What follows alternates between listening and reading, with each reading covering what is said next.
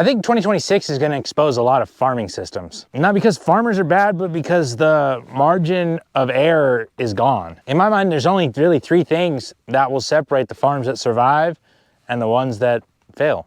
We're farming closer to the edge than I think maybe most people realize. I mean, most farmers kind of know, but like as a whole, regular people, I don't know if they understand how close to the edge of like failure most farms are at. Like it's really disheartening, and it's a huge struggle. Costs are super high. Timing windows are smaller because we're larger operations, and stress in the farm operation, whether it's drought or pests or what have you, compounds so much quicker, it seems like, than they used to. Most farms, we don't have a buffer anymore. We don't have equity we can dig into. We don't have good soil that we're working with. Like we're really on the edge. So if I had to strip it down in 2026 to how a farm can be successful, there are 3 things that I would focus on. The first thing is a mineral, and it's soluble calcium, because there's a few reasons why. Number 1, compaction is basically the largest issue with soil. If you have compaction, that reduces nutrient efficiency, it reduces biological activity, it reduces the plant's ability to, push roots out. And if you don't have the right balance of carbon, oxygen, and minerals and water in the soil, you're setting yourself up for failure. On top of that, another thing that people don't realize is with compaction, some roots can push through certain levels of compaction, but when that root pushes through there, it's stripped of all the protective biology that it would have. So then it's more susceptible to disease and pests. And so that all being taken into consideration, the number 1 thing we can do to help eliminate compaction is by using soluble calcium.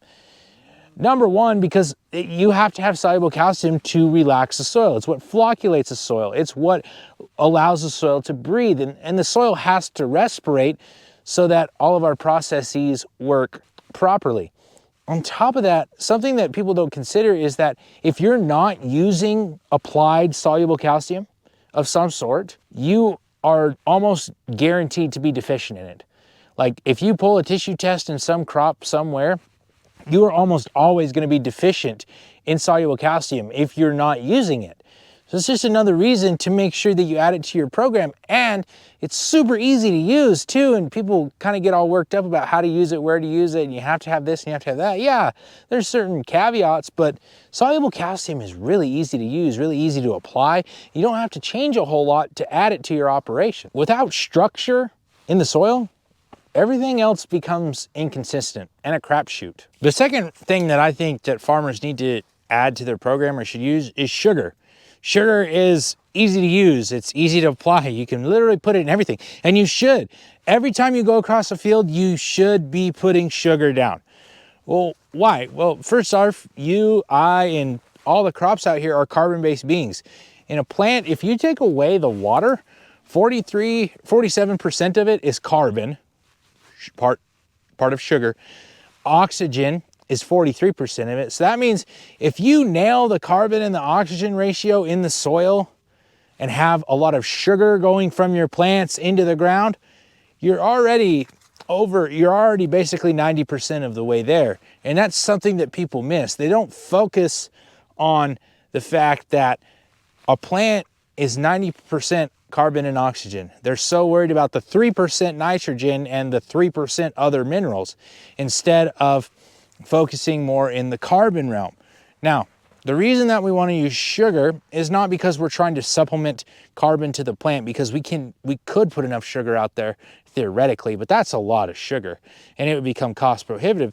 The idea is sugar stimulates the biology. It helps wake up the soil. It gives the biology some energy to do the job that it's intended to do. And even though, yeah, when we stimulate the biology and they start working a little bit, they could possibly end up dying because there's not the right environment for them, we still need to get them going to get better results out in the field, because without the biology, you can't ever get to those higher levels of crop health or crop nutrition for that matter. That all stimulates from biology, and that all starts with sugar. Another thing to consider is anytime that we have a stressor in the plant, sugar production from the plant stops. So that natural mechanism where plants put sugar into the ground and biology can come use that sugar, store it for later in the soil and bring other nutrients to the plant, that mechanism goes away if there's any stress whatsoever. So us being able to supplement that throughout the season is just another way that we can help buffer the bad times in the year and can help our crops be even better at the end of the year. If a plant can't make sugar, the system starts to break down.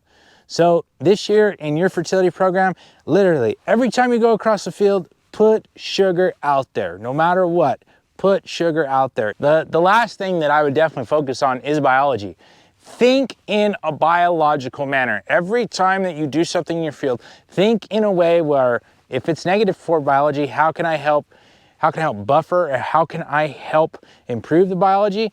Or just do things in a manner that doesn't hurt the biology in your soil. Now I know there's oftentimes in production ag where we're gonna do things that hurt bugs, but like adding things like sugar and giving them a home where we break that compaction are big benefits for us so that biology can do its job, because biology is a buffer in the soil. It will help absorb some of the bad things, right? It's moving those nutrients around, holding on to water, doing things like that. So if you get a little bit of drought tolerance, there's a little bit extra moisture that biology can share with the plant. If there's a pest problem, a lot of times biology takes care of a lot more of the pests than we give it credit for. On top of that, if we treat the biology a little bit better, give them the environment to work in like they're supposed to, a lot of the needs for herbicides, pesticides, fungicides goes away. And we can get plants that healthy, it's scientifically proven. So if we're focusing on biology over time, it's only going to be able to reduce our input costs. When biology is gone, that stress, if there is any, goes straight to the crop. So if we're not taking care of them, any stresses that are put into the crop go right into the crop. And the other thing about biology is biology does so much in fact, that we're not even able to measure all of the things it does. But from what we can see now is that nutrient density of crops is directly tied to how much biological activity you have in your soil. If you have a whole bunch of good biological activity in your soil, your crops are going to be more nutrient dense. And in the future, or right now even, like if you're growing a crop of sugar beets or feed barley, if you get a half a point or a point of sugar in a sugar beet, that's worth a lot of money. If you get 2 to 4 points of protein in that feed barley, that's worth a lot of money. And those things are directly dependent on having great biological activity in your soil. So not only does it behoove you because it takes care of your soil and helps reduce your input costs, but it also increases the value of the crop that you're selling. So why wouldn't you go ahead and take care of the biology that you have? So we need to look at this as a whole system, right? So how do these 3 items work together? Well, you've got to have soluble calcium. Soluble calcium is what relaxes the soil and helps keep those compaction layers from coming back. Because if that soil is nice and flocculated and has the proper structure, well, guess what? Then sugar can go in there and help stimulate the biology that you have in your soil, so that way the biology can do the work. But sugar also contains carbon and oxygen, the 2 main components that make up 90% of a plant. So you can see how this entire system is really stacked on top of each other and designed for you to succeed. And if this information seems out of whack or way out there, just think of it this way. Calcium is what gives you structure, right? 100%. The plant is making sugar and typically will give that to biology to store for later. The biology takes that in as energy, goes and gets other nutrients and brings it back to the plant.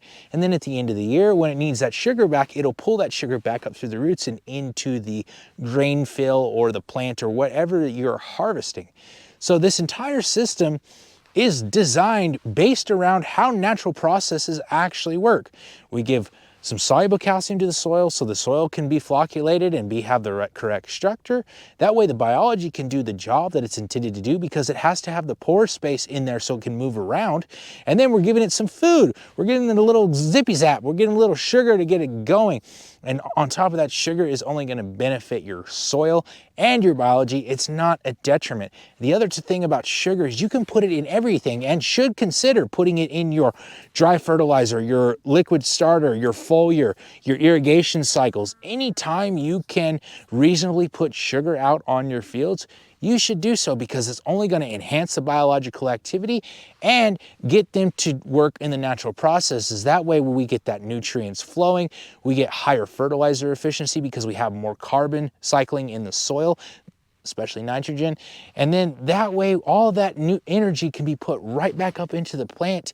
And with that higher biological activity, you have higher nutrient density. You have better feed for your cows. You have a better corn crop to sell. You have better potatoes to sell to the processor. You have higher sugar in your sugar beets or more protein in your feed barley. It just makes sense. So let's take the time in 2026 to take care of the biology in our soil by doing those three things.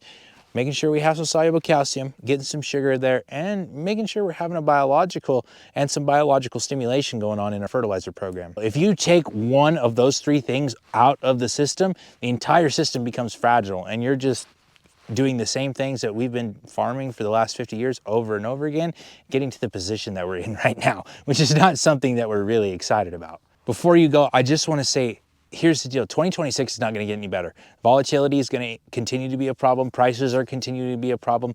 You have to really dig down deep and figure out a way to eke out a profit. You have to figure out a way to spend less money. You have to figure out a way to make your ground and your biology work for you. Because if you don't, it's going to be difficult to survive. And I think, like I said, those three things, calcium, sugar, and biology, are going to be the keys to the farmers who really survive in 2026, whether they know or not. These three things do not guarantee success, but without them, they make failure a lot more likely. Soil structure, carbon flow, and biology aren't optional anymore. God bless. We'll see you next time on American Beef Ranch.